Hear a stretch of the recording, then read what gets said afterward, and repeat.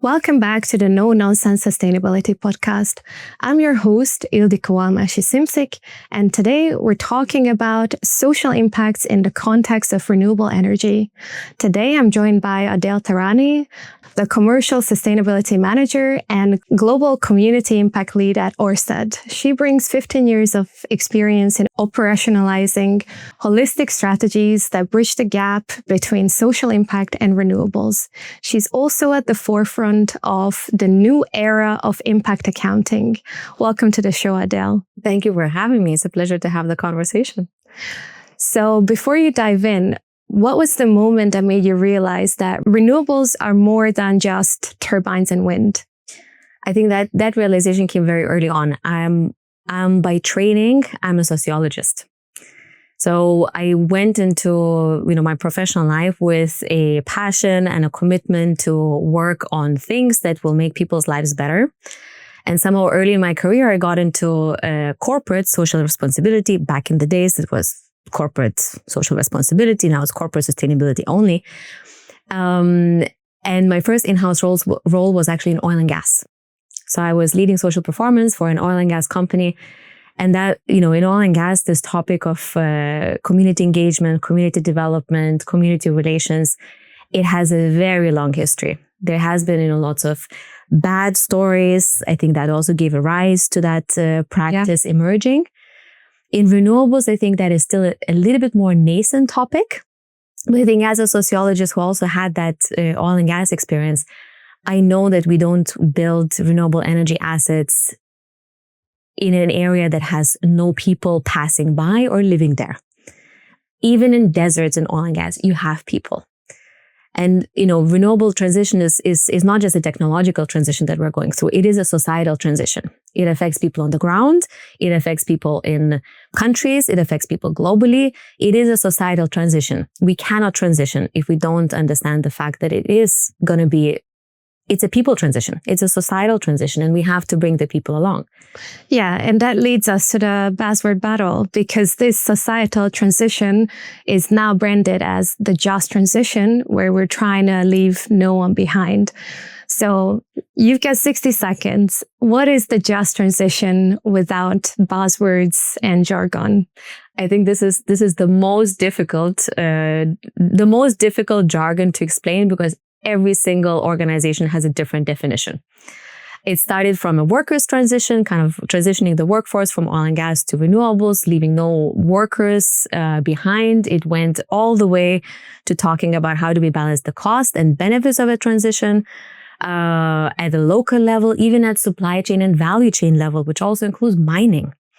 It's effectively, how do we transition in a way that that creates more benefits than it creates costs.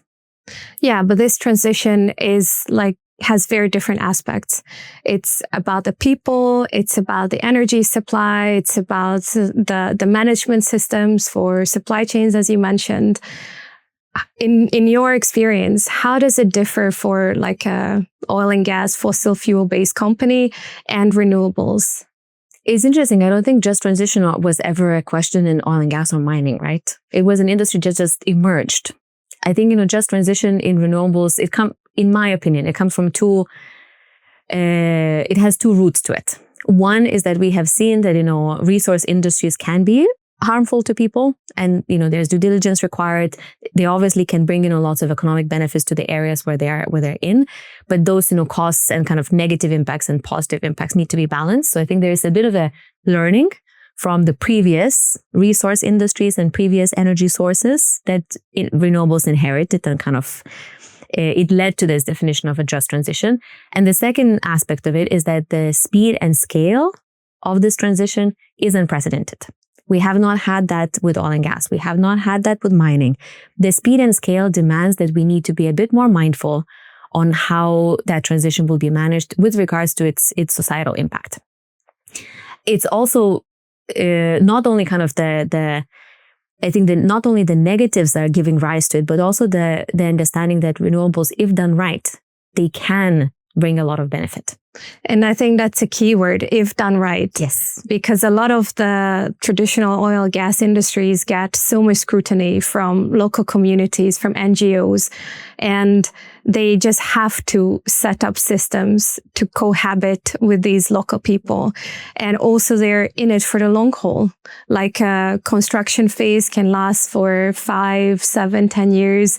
And then usually those companies operate the assets. If you compare that to a renewable project where construction is a year and a half, and then very often you just develop, but you don't operate and maintain the asset. Do you think that mindset contributes to the lagging of social impact consideration for renewables? I think it very much depends on kind of the different business models. So for example, with Ørsted, we're the developer and operator. We're a developer and operator, and we are primarily in offshore wind, where also the construction is, it has a much longer time frame. The development of that asset has a much longer time frame than onshore. So, my experience in renewables comes from a little bit of a kind of non-precedented background. It also has something to do with, say, the geographies we're in. We're primarily in the global north, which has a bit of a different legal setup than what you might find in Latin America or sub-Saharan Africa, right? I think even in oil and gas, it depends, whether you're operating, whether you're developing, what is your, what is your DNA as a developer? What is your driving force as a developer? Are you a developer that just, goes in there, develops as cheaply and as quickly as possible? Or are you a developer that actually strives to be a trusted partner to the local community, to the local authority, to the actual country? Do you have that longer term plan for the development of your own pipeline, which would require building that trust, not just for that one project, but for the next one and the next one? And are you also a developer that is conscious of the fact that, not messing up a project also gives rise to the industry as such? Yeah. I think that's the whole other thing, what we are seeing is that, the social license to operate of the industry as such is not dependent on one single developer. It is dependent on the industry to understand that, this has to be done in a responsible way. If we have a different risk tolerance, it doesn't mean that everybody does. So it's in a way, kind of also bringing the industry along on this path of responsible renewables, and also, in that sense of responsible renewables that doesn't only look at, say, the job creation, supply chain development, community benefit funds, but that also includes, for example, accounting for biodiversity impacts, environmental impacts. They're equally as much impacting people's lives as jobs or, community engagement might be. Yeah, and it's interesting you bring this up because that's how we met through an event where we were talking about impact assessments, environmental and social, specific to a project, specific to a site, whether that's operational or construction. But what does it mean in the long term when you're thinking about proactive positive impact creation? There's obviously a lot of expectation of employment creation in renewables. But the reality is you often need less people to build the asset, even less people to operate when you compare to traditional industry. And there's also the skills gap, right? Not everyone can build a wind turbine. Yeah, exactly. There's obviously, the expectation of job creation, and that varies, from project to project, right? It varies, whether you're building in hubs, whether it's a single project. It varies on the size, the scale, the complexity of that project. Obviously, the peak is in construction. Operational assets equally as much need some labor force that is usually local. It depends, right? The expectations are there, but I think, what is also important to know that, the social impact that renewables can create is not limited to jobs and supply chain. And it's also a need to pivot from that thinking that is only local content, because what we are seeing in terms of, community expectations and in terms of what comes in through the consultations, even if it's 100 FTEs, right? If you are in a community of 30,000 people. What is the FTE? Good one. That's a good one. Full-time equivalent. Yes. Thank you. So if it's, say, 100 construction jobs. Yes. If it's a community of 20,000 people, of course, the 100 people who are employed will have the immediate feeling of a benefit, right? Their families maybe as much, right? They will be spending locally, so there will be some, economic input into the area.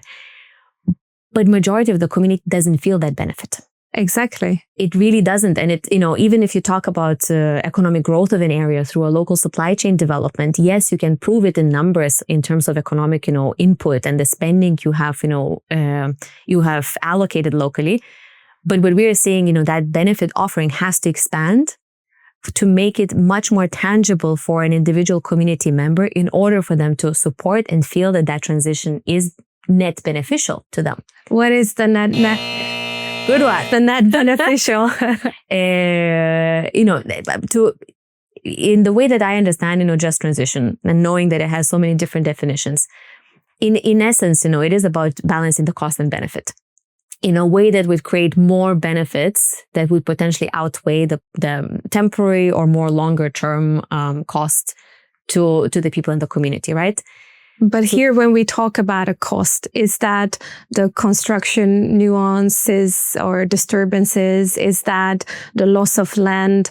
How do you define that cost for the community? Yeah, it's effectively a potential negative impact, right? And depending on the area, that can vary, from visual and kind of nuisance disturbances. Yeah. It does, depending on the area, it can mean, temporary, say closure of fishing grounds or whatever that might be. With regards to land, that's not something in my experience that's typically, private landowners, and they do have, that kind of relationship with us as we would lease land, the way that we lease, office buildings. They can also go. I think, with renewables, that negative impact aspect is quite an interesting one. I think there's a lot of, I don't think there has been so much hotspot studies done in terms of what is the actual impact on a, larger scale rather than just individual project social and human rights impact assessments, right? What is the actual hotspots? On where the impact is, apart from, obviously, livelihood issues. If you have to close off the area. Yeah. With wind, typically, we don't have such huge land impact. At sea, in most places, it is possible to even fish within the wind farm. It, though, depends on the regulatory environments. In some countries, they are, by policy, closed off to fishing. But it's possible to coexist, and it's possible to kind of not have that very large physical impact that would actually have a long-term livelihood impact, right? So that's kind of on the negative side. And obviously you have, some construction issues. You have, you have certain times when you have a cultural rights question as well.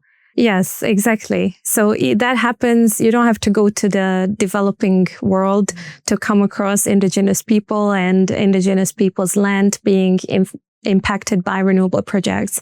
There has been examples from the global north as well. I guess turning back to your role as an in-house sustainability, impact, community benefit type of person, is it an easy sell? When you come up with a strategy that could really benefit people, there are obviously resource implications. Is it an easy sell to a board or senior management?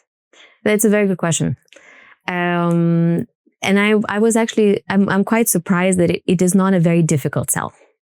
I think, people who have been in this business for a while and they've developed projects, they know that these projects, the success of the projects depends on community support, whether it's via permitting.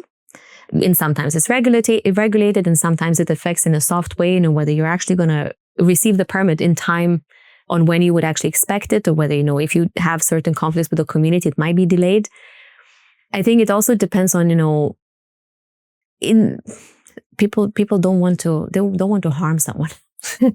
Yeah, that's obvious, right? It's obvious, the people who develop these projects are people. It's just a question, on to what extent they have the necessary technical understanding of what is social impact. Exactly. So that comes back to, okay, I don't want to harm them, but how do I do that? Exactly. Who's the right person to hire to tell me how I do that? Exactly. And then am I willing to wait for studies and then pay the price? Yeah, exactly.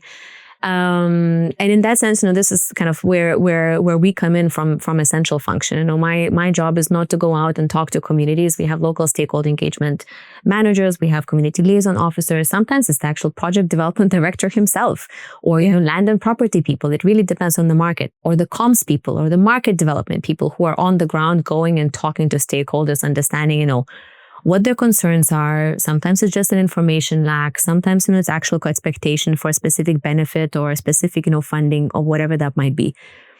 But, the specialist knowledge comes in centrally, where we know what the best practice is. Not only we know what the best practice is, we also know what is above the best practice currently. Yes. Where is the longer term potential aspiration, the longer term potential development, and where we might want to go. And this, a project development director, or, you have how many people, maybe 400 people working on a project, you cannot expect all of them to be social performance experts, and they don't have to be. I'm not a technical expert. I'm not a carbon expert, right? But making sure that, the right people are involved in the right time to provide the right lens is key. And that it really comes down to the management systems. It comes down to how it is integrated and how the projects move through different stages, who is getting involved with what kind of a quality standard, if you will. And, those quality standards are, that very well. Social performance is as much an art as it is a science. Yes. It so depends, it's not a checkbox thing. It so depends on a specific situation, on a specific conversation, on a specific community, on a specific context, you name it. Time. And it can still change, right? So this is kind of, how we approach it. The second angle through which we approach it as well is also to showcase, what is the actual business value from doing community impact right. And there's a lot of, work going into this. There's been work in oil and gas who actually, that actually showcased that an investment in community relations early in the project, because it actually costs cheaper earlier in the project than is an investment that has a return. Of course, you can buy into that from a conceptual perspective. There's some work being done also in looking at quantifying it. Yeah, that's very, very interesting for me. So tell me more about it. There's actually a very interesting project by Institute for Human Rights and Business called the Cost of Green Conflict. They've been working on it for a couple of years now with numerous renewable energy companies, looking at what they call the hidden bill. Because if you can say that, it's a cost to actually invest in a social risk assessment or a social and human rights risk assessment, even if you don't have a lender in a project, you would say that it's a cost. If you don't invest in that, you will still see a certain legal cost, permitting delay cost, you name it, increase in, requirements to actually go out and, engage the community later in the project, maybe physical damage to the project. You will see the cost coming in somewhere else. Yeah. It's just that is not necessarily so visible. It doesn't appear on a balance sheet. And they call it the hidden bill. And in essence, the way that we are thinking about it as well is to think, what can we, it's kind of a risk management perspective, right? What can we preempt? What do we need to do to make sure that hidden bill doesn't appear somewhere? Because it is somewhere. Yeah. A good social performance or good community relations is not a cost. It's an investment. It's an investment for one project. It's an investment from that one project to the next adjacent project, to the next project in a different market that will be part of your brand. And it's also an investment for this industry as such to maintain a social contract and social mandate to proceed. Because, communities are voters. Communities are constituents. Yes. Then you see that, happening in a few other geographies where if communities don't feel that this transition is beneficial and is maybe more costly to them personally, they will vote differently than we might have wanted them to, right? So we can't afford to mess this one up. Yeah. And in a way, this is kind of like an insurance policy. Like that's how we explain it to people. And that's the second point I want to talk to you about is how do you set up your standards and management systems? Because obviously you have to operate within the country's legal frameworks, but their environmental assessment regulation is usually below international best practice, especially when we're looking at social and especially when we're looking at the social benefit system. So how do you balance meeting these minimum requirements and going beyond for each one of your projects, for example, on baseline data? So later on, you have that insurance policy. If claims come in, you can say that you came in early, you gather the evidence. This was the situation before we started operations, and then work with the community based on that. Exactly. The permitting regimes and kind of, the tender regimes in different countries differ greatly. In some, you're not, as a developer, you're actually not required to do any community consultation. There's also not any kind of, social content requirements. Sometimes it's purely price. In other places, it's way more advanced, and it's really kind of moving in a very, professionalized manner in terms of what social performance and monitoring and management is expected. What country, for example? I'm following actually Australia quite a lot. I think they're doing they haven't decided exactly, especially for offshore wind, what the framework will be. But some of the debates over there are really kind of moving in that direction of, making sure that we have, social baselines. We do have, community benefit funds that actually are based on social baselines. They're thinking about the IP2 standard. I'm buzzing about myself for the depth of community engagement, which is basically thinking, about maybe even scoring tenders in terms of the depth of community engagement. How would we measure that? The standard that I mentioned actually talks about the different levels of kind of the depth of engagement, starting from community information.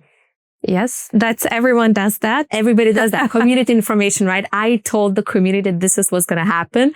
Most likely hopefully I told early enough. Yeah. Not too early, not to create any expectations. It's a balancing act. And, it has a 5-step approach. I'm not an expert on it, but that's from my understanding, it has a 5-step approach. And the 5th one is actually community empowerment in making decisions. When is a community empowered? It might be an obvious question, but how do we measure that? It's qualitative. According to that, it's qualitative, right? There's certain tools that you can use and kind of to showcase, where they're integrated in decision making. You can show, what kind of decisions have they influenced. That's the only way you could actually work with that, right? But I think, these are some of the very interesting developments. I think there are other countries who are talking about community co-ownership. Yes, part of that. I've heard that. Which is again kind of going back to that part of our conversation when I said that it's not just the jobs, it's not just the environment, it's not just the supply chain. That with renewables we have a chance to kind of revisit on what social or what community benefits mean. And one of those things is, for example, looking into different tools. For example, community co-ownership, really bringing the community along with you as a partner. What does it mean? It can mean it again. It's one aspect that is not clearly defined. There's different geographies that define it differently. There's South Africa is working on this. There's great examples in Scotland. Great examples with the indigenous co-ownership in Canada. Typically, it means some sort of a financial and some sort of governance participation of a community entity or a community group or a cooperative, whatever, in the actual renewable energy asset. So it's asset specific. It's asset specific. So they're basically invested in the asset, and with that investment, obviously comes in governance participation, right? Depending on the size of that investment and whatnot. But that kind of shifts that conversation of, the relationship between renewables and community to a different paradigm. It's no longer a compensatory relationship where I've developed the project, I told you about it, you have these impacts and I'm going to compensate you and add something on top, to actually look, we are in this together. We have to do it in partnership. And we both benefit from it over time, depending on the project success. It doesn't work for every community. It doesn't work for every project. But this is some of those kind of ways of reinventing on what social performance in renewables can be. No, it's quite refreshing for me to hear this take, because that's, my experience is similar, but often very different. So they think about community as someone they need to engage with or need to establish some sort of a relationship so that they don't cause too much trouble. But they don't think of like, okay, what is the legacy we're leaving behind? Are we really helping these people take ownership of their assets and their local energy and work really together on that? Yeah, exactly. And for me, these kind of things are quite exciting because it creates a certain systemic shift in how we think about resource industries and community relations, right? It really changes that conversation. But I also, having worked with this, I know that it doesn't work for every single situation. It's also not in the interest of every single community. In some communities, they just want the compensation and they don't want to be part of that project. But having that opportunity and having a model, so to say, on how this could work, it just expands that toolbox on how many people might feel that they're benefiting and might actually benefit from renewable energy expansion. And with community co-ownership, there's two benefits to it. One is the actual financial return, which is obviously a tangible, benefit in my pocket. Everybody can feel it. It's not just a job. It's actually, an equity stake or a royalty or whatever that is. But it's also a feeling of engagement.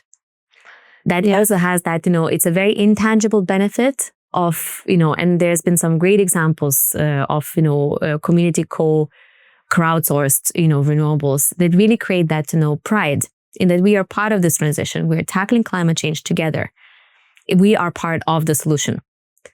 And, there's also some interesting work happening with regards to, say, indigenous people's engagement in renewable energy expansion too. Yeah. It will happen so that, there will be some of the most, fertile renewable energy spaces in the world do have a cultural significance to indigenous peoples. That's a fact.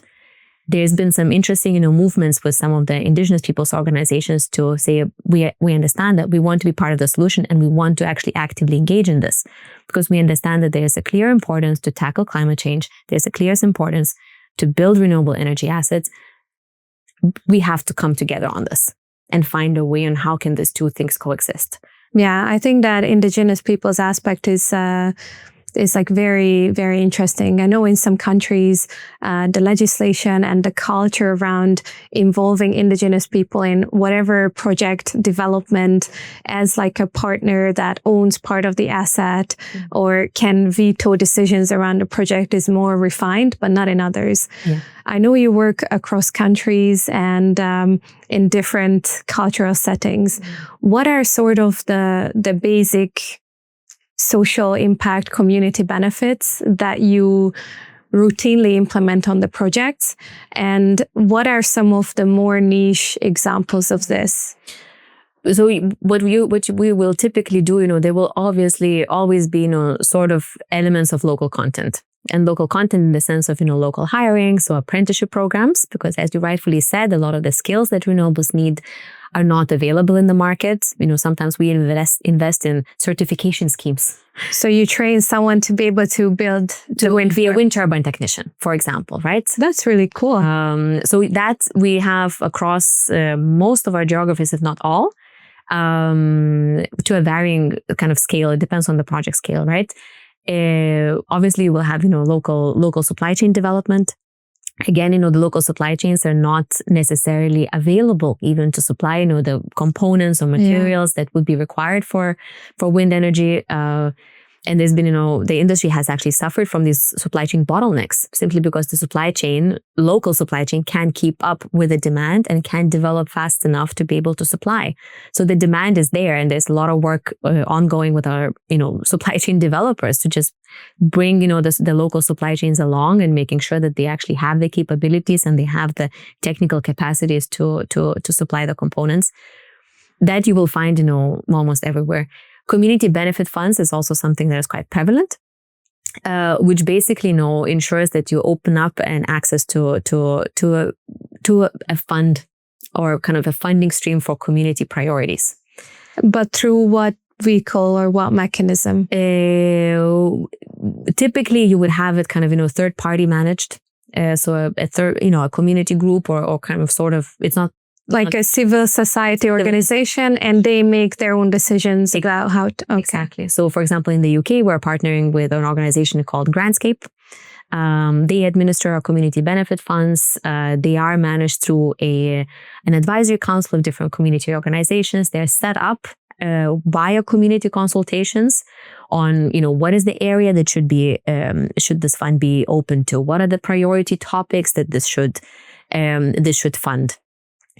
We've done some interesting work in Poland, where actually the community benefit fund, a pre-commencement one, a very, very early start of a community benefit fund, was developed. A part of its development was just taking a walk with a community and asking them, what would you want to change? And it's a very small community. I think it's a couple of thousand people only, and it has more than a gigawatt being developed in that area, right?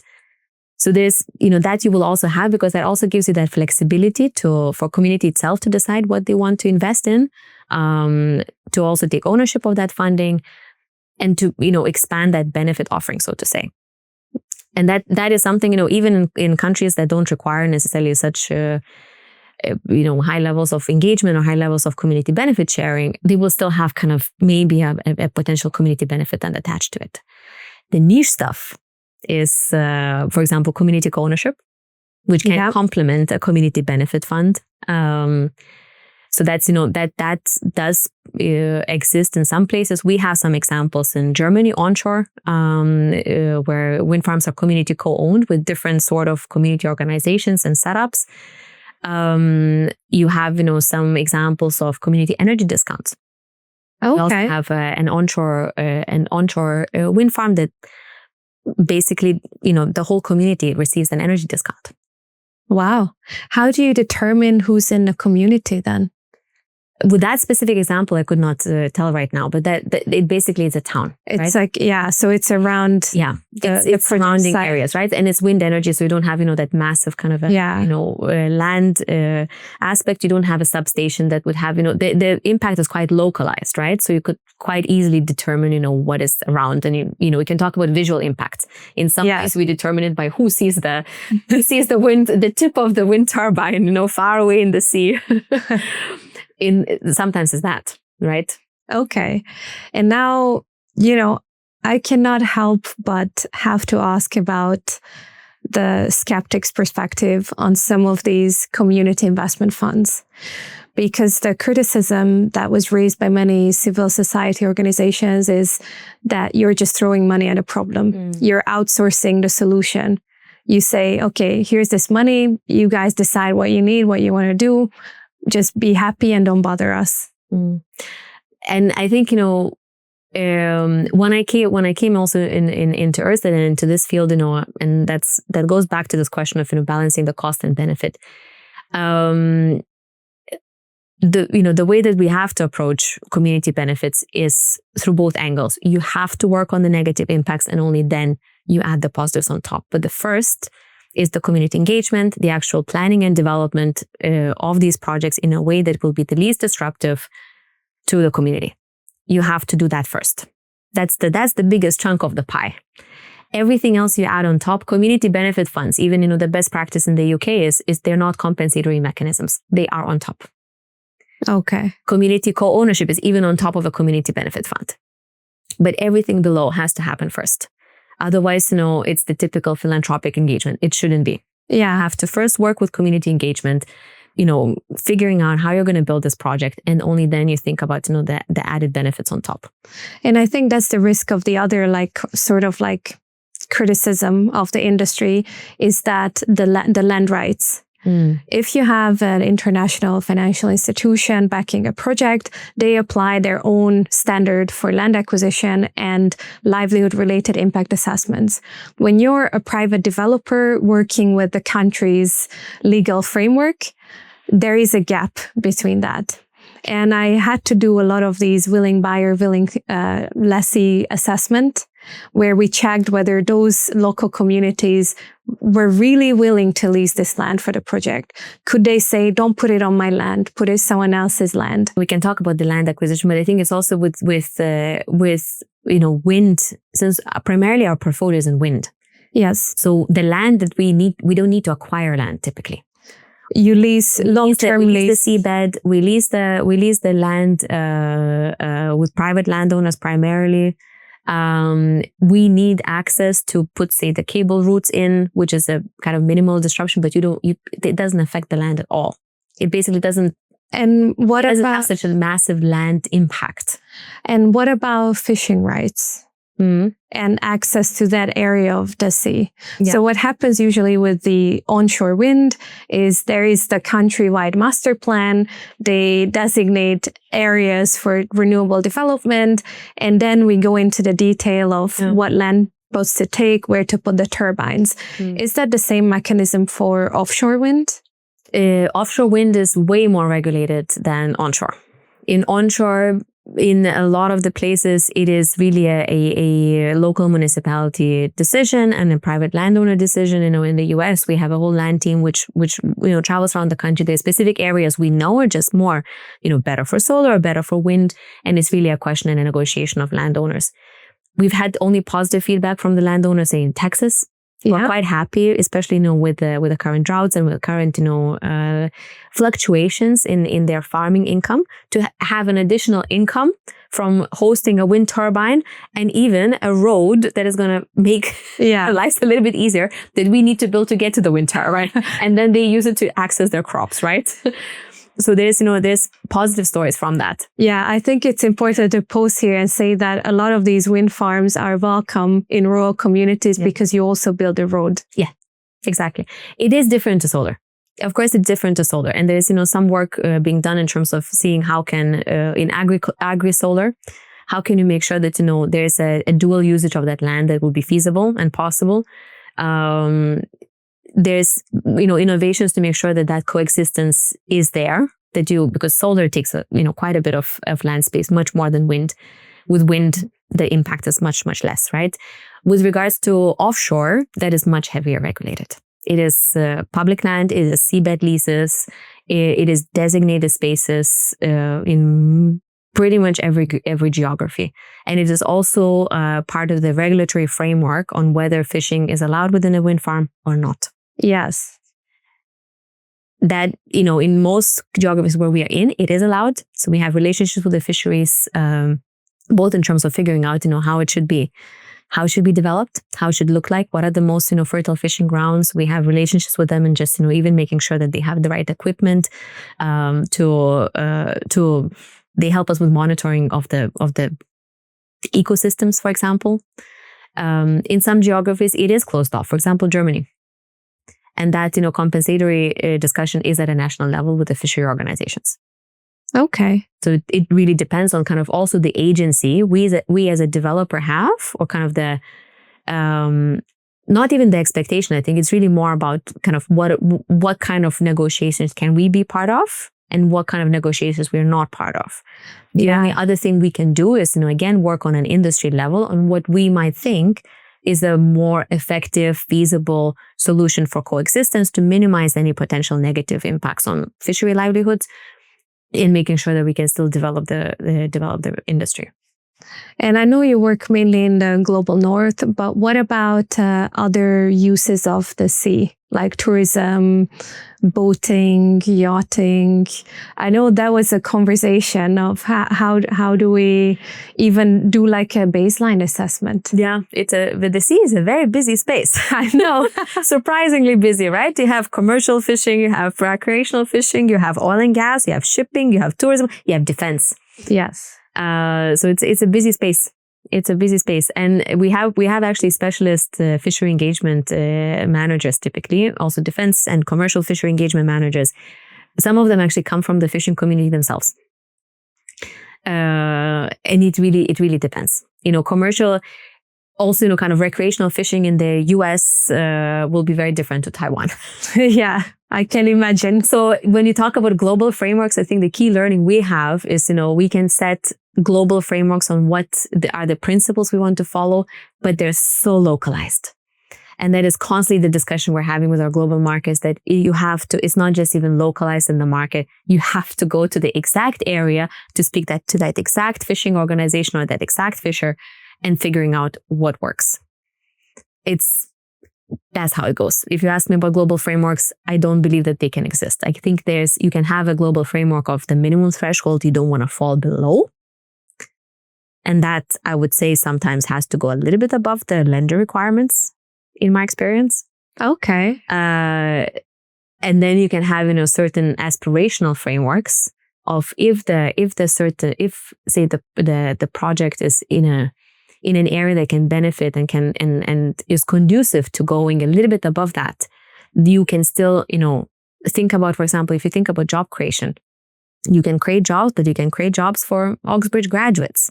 How do you make sure that the jobs go actually to those communities and those demographics that are in most need of an economic opportunity? Yeah, it comes back nicely to our, the start of the discussion on the just transition. Yeah. So concluding our conversation and looking forward, what do you see as the main bottlenecks and the main opportunities to get this just transition right from a renewable developer's perspective? I think it requires a collaboration of lenders, governments, different renewable energy actors to agree that we want a just transition. That we all have a role to play. And as I mentioned, sometimes it's the lenders that have a role to play. Sometimes it's other developers who we are in JVs with, or we have an adjacent project to. Sometimes it's the policymakers and the governments. We all have a role to play to move together towards a just transition. It's not enough for one Ørsted or one me to do that. And the opportunity is there. I think the opportunity is there to advance the social performance function with renewables expansion. Renewable energy companies are only now developing the standards. They're only now developing the practices. We can base those practices on the oil and gas and mining experience, or we can take this opportunity with an emergence of a new industry to rethink. And to think, for example, do we want to just work on minimum safeguards of do no harm and compensation for potential negative impacts? Or do we want to go all the way back to the design phase and figuring out, can we find this most citing questions? Can we find places that are going to be not only the least disruptive, but in some ways, and we've done some of that work as well, figuring out which areas are in need of the biggest economic uplift. How can we leverage the opportunity, the investment that is going to go into this, the jobs that will be created in this, to actually have a positive contribution for people's well-being where it is needed? How can we open up the jobs for socioeconomically deprived communities? There's been, we had some examples of apprenticeship programs for environmental justice communities in the US. People who don't have a CV, for example. How do you create a platform for them to even be thinking about potentially applying for an apprenticeship to become a wind turbine technician? It is a huge opportunity to do so, right? But that opportunity will not materialize if we continue thinking about only do no harm and only due diligence. That opportunity will only come if we start thinking there is an opportunity, we can get there, but we do need to work in the ecosystem to make sure that that is actually our new standard. And it is part of how we develop that electron. It's not a cost, it's an investment. Yeah, I think that's a very uplifting ending to this episode. I'm very grateful that you came. I've always wanted to give platform to the actual developers because I know some of you are doing an amazing job and are quite forward thinking in terms of community benefits and social impact. So thank you for being here with me today. Well, thank you. Thank you for buzzing on every single buzzword I use. I didn't hear it so often, so that's well done me. No, I think it's absolutely great. And I think especially, this community of environmental and social performance practitioners. And, some of what I'm going to be talking about it resonates with them. Some of it is a little bit, maybe somebody might call it naive, right? But I do see the chance to think about it. And I think I also take it as my own personal mission a little bit of coming, from oil and gas to say that, we have a chance to rethink. And there are some partners in this renewable energy space that are willing to think together on what could be next, what could be the next paradigm, what could be the next practice. So thank you. Thank you for being here with us today. I hope you learned a lot more about just transition than what you hoped for. And you also have an optimistic outlook on renewable developments. We'll be back with some more next time.